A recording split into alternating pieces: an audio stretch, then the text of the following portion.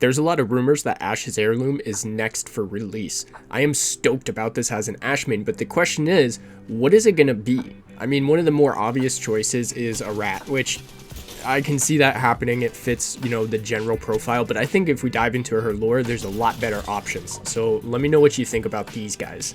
Just to give you some groundwork of where I'm coming from, if we look at Ash's, remember Ash and Dr. Reed are technically two different people smushed into one. If we look at Ash's past, she was a pilot who worked under Blisk, who runs the Apex games.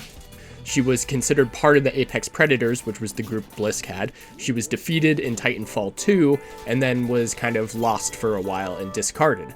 The timeline gets a little fuzzy as to the order of events here, but ultimately we have Dr. Reed, who we know through Horizon's backstory as a spy scientist looking for the Brantham, who then escapes with it, sends it to Gridiron, is mortally wounded, and then simulacrumed, I don't know if that's a word, into Ash's head, ultimately.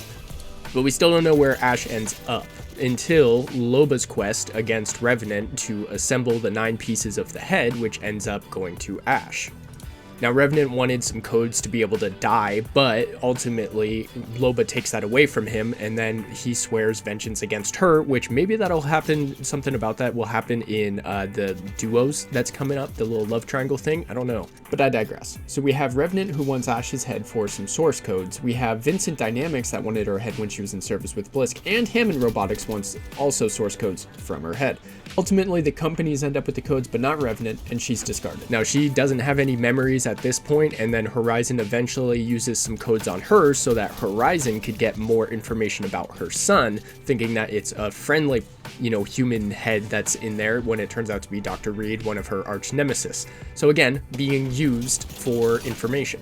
Okay, with that backstory out of the way, I think it makes sense that Ash's Heirloom could be disassembled, and I think a puppet would be great because Ash has been used as a puppet, and it makes sense for her drive to shed off her humanity and just be a perfect robot because, she's gotten kind of screwed over a bunch of times.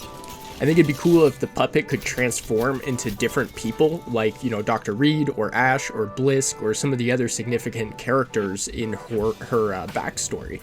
And then maybe you can make it like a sword or something too, so that way you have an attacking function of the heirloom. But I don't know.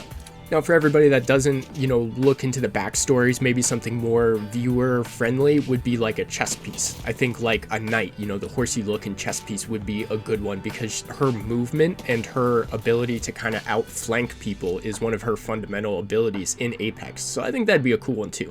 But let me know what you think. Do you prefer the rat, the knight, or a puppet as her heirloom? Or do you have something entirely different?